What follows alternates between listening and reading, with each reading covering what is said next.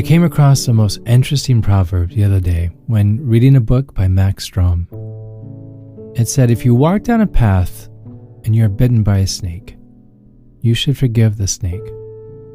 But wisdom says you don't forget where the snake lives, and therefore you should choose to walk down a different path.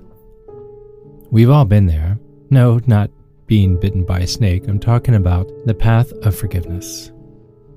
You know, when someone cuts you off in traffic, or when someone eats the last cookie, even though they know you were saving it for later. It can be tough to forgive and forget in the heat of the moment, but it's important to remember forgiveness comes in many different forms. Sometimes it's as simple as letting go of a grudge and moving on. Other times it might involve a more formal process, like writing a letter or going through a meditation. No matter what shape forgiveness takes, it can often be a little messy. But that's what makes forgiveness so beautiful. Because in the end, forgiveness is always worth the effort. We all know what forgiveness is. Forgiveness is about release. It's about freeing yourself from the pain and anger that weighs you down. It's about moving on with your life and giving yourself permission to be happy again, to start over. But what is forgiveness not? Like, where's the line that says, yep, nope, that's the line, you cannot cross that? Forgiveness isn't a get out of jail free card. It doesn't mean that they are absolved of any wrongdoings and can go about their life as if nothing happened. The other day I was reflecting on this concept of forgiveness. What is it exactly? Is it an act? Is it a process? So I decided to turn to the trusty dictionary for guidance. According to the dictionary, forgiveness is to cease to feel resentment against someone. I'm going to say that again. To cease to feel resentment against someone. Now, this definition implies that forgiveness is an act, something that happens in an instant, right? To cease to feel resentment. However, the definition also mentions feelings of resentment. And we all know that feelings, they take time to change. So maybe forgiveness is a process, after all. Perhaps forgiveness is something that happens gradually, as we let go of anger, as we let go of pain. Or maybe it's a bit of both. Perhaps forgiveness is both. Maybe it's an act and a process, something that we do and something that happens to us over time. There are many things that forgiveness can be, but one thing is for sure. Forgiveness is not always easy. Today, I want to talk about the seldom side spoken of forgiveness. Mostly, what it's not. I'm Chad Lawson, and let's calm it down in 3, 2, 1. Many times when we think of forgiveness, we think of turning the other cheek or letting bygones be bygones. And while those are both excellent examples of what forgiveness can be, there's much more to it than just that. Forgiveness is often mistakenly thought as a sign of weakness, when in reality, it takes a great deal of strength to forgive someone that's wronged you. But forgiving someone takes a lot of courage, and it's not easy to let go of anger or resentment. So here's something that I want you to understand. First things first. Number 1, forgiveness is not something that you do for the other person. It's something that you do for yourself. Now, I know that sounds counterintuitive, and I have a feeling some of you are chewing through that. So I'm going to say this again because it's really important. Forgiveness is not something that you do for the other person. It's something that you do for yourself. Let's think about this. Imagine walking around every day with this giant bag of dirt. Like literally carrying it everywhere you go, no matter where you went, to the store or to go get ice cream or even to the kitchen, right? You're literally just carrying this thing everywhere you go, this giant bag of dirt. And when someone asks, hey, why are you carrying that giant bag of dirt around? You reply, oh, because, well, so-and-so said something really hurtful. So I'm going to carry this giant bag of dirt around to remind myself that they're a big pile of dirt. Okay. I see. And then when they ask, how long are you going to carry it around? And you say, oh, forever. Because I don't ever want to forget that they're just a big pile of dirt. It sounds kind of silly, right? Well, that's kind of what we do when we hold on to grudges, when we hold on to resentment, to things that someone else has said or someone else has done. We lug around this big, heavy bag of anger, of bitterness, and reminding ourselves of how much someone has hurt us. And the longer we carry it, the heavier this bag gets. You see, by forgiving someone, you're releasing yourself of this weight, this anger from this hurt that they've caused you. Forgiveness is not something that you do for the other person. It's something that you do for yourself. Number 2, forgiveness is not about condoning bad behavior. Let's make that very clear. Just because you've decided to forgive someone doesn't mean that you think what they did was okay. Again, forgiveness is not about excusing their bad behavior. Let's look at it this way. You guys have heard me talk about my dog many times, Derby. So every dog owner knows the feeling of frustration when their beloved pet ignores a command, and before you know it, they are running off into the woods or maybe a neighbor's yard. But what many people may not realize is that this same scenario can play out in our emotional lives. Just as Derby needs to be trained to stay within the boundaries of the yard, we have to set boundaries in our relationships for our own emotional safety.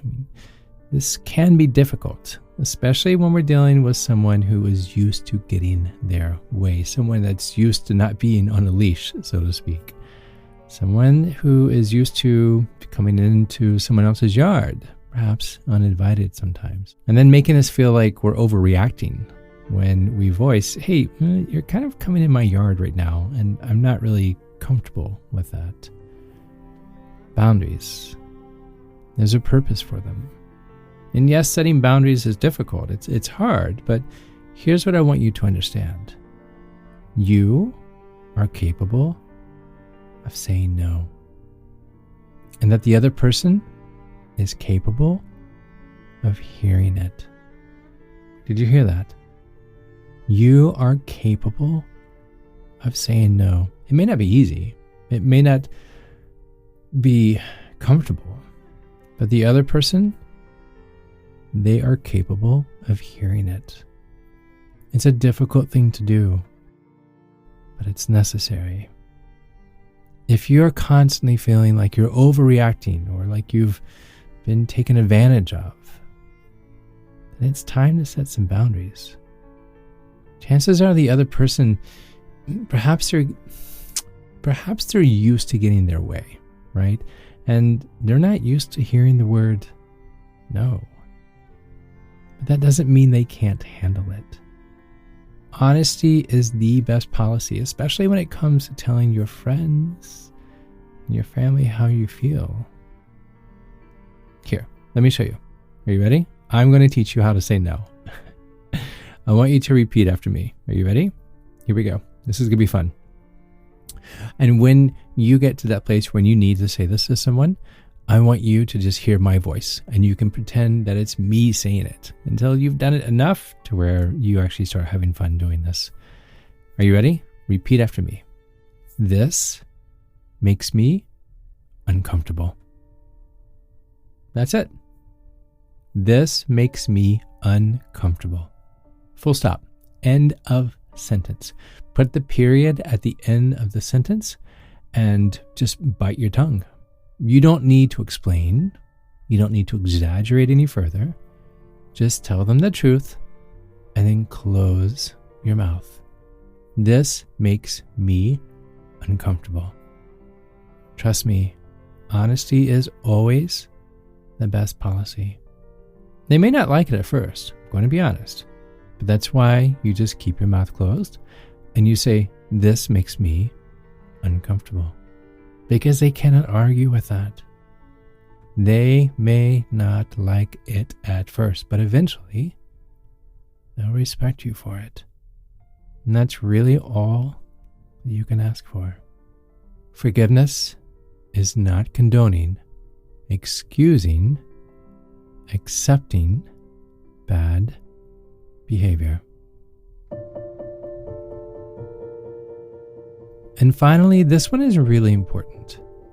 Forgiveness is not a sign of weakness. It's a sign that you're strong enough to let go of the grudge. It's a sign to show that you're strong enough to move on. It's a sign that you're the better person when it comes to sharing empathy. You're also brave enough to admit when you're wrong and to apologize. You recognize this. Perhaps that other person doesn't. And you're also kind enough to give people second chances, even when they don't deserve it. But if you ever feel guilty about forgiving someone, I want you to remember this.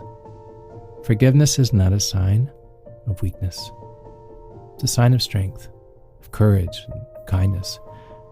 And those are the three best qualities anyone can have. A lot of people think that forgiving someone means you're weak, but that couldn't be further from the truth. It takes a lot of courage and strength because it's not easy. It's not easy to let go of anger and resentment, but it's worth it. Again, why would you want to carry that giant bag around? It's not a weakness. And just because you've decided to forgive someone, it doesn't mean you're a doormat or that you're going to let them walk all over you again. It's important forgiving someone. Forgiving can be difficult, but it's also worth it in the end. Not only will it help you feel better emotionally, but studies have even shown that forgiveness can improve your physical health by reducing stress levels and increasing your overall sense of well-being. And it also means you're not carrying a giant bag of dirt around everywhere you go. I mean, that does look kind of silly. So the next time someone asks you for forgiveness, I want you to remember, you're not weak, you're strong. You are not giving up, you are moving on. And you're not forgetting. You are remembering that you are powerful enough to choose how you react to the hurt in your life. Choose forgiveness and watch your life transform before your eyes.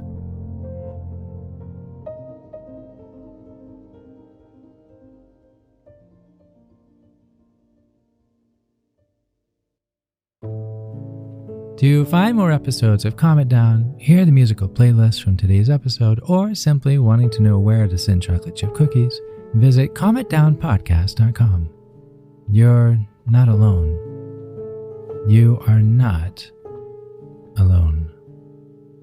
This podcast was written and produced by yours truly, Chad Lawson, composer, pianist, and nationally recognized Sweet Tooth. And now something my attorney wants me to say. The views, expressions, and techniques in this episode are of my personal opinion and is not intended to, nor should they serve as a substitute for medical advice or diagnosis rendered to you by your individual doctor or other healthcare provider. Only a licensed physician should evaluate your situation, provide a diagnosis, or render other medical advice to you, and you should only act upon the advice of such physician. Now, what I like to say, I am an extreme empath by nature, but my profession is that of a composer and pianist, not a licensed therapist or physician. I hear from thousands of listeners how my music has helped them through various stages of emotional needs, and I simply want to offer this and future podcasts in aiding those needs. To find a list of licensed professionals in your area, please visit calmitdownpodcast.com. And finally, if you've enjoyed today's episode, please leave a review. While it takes less than 60 seconds to do, its impact will last for years to come, as every little bit helps in growing the awareness and the importance of emotional health. I'm Chad Lawson, and until next time, be kind to your mind, and join me next week as we calm it down.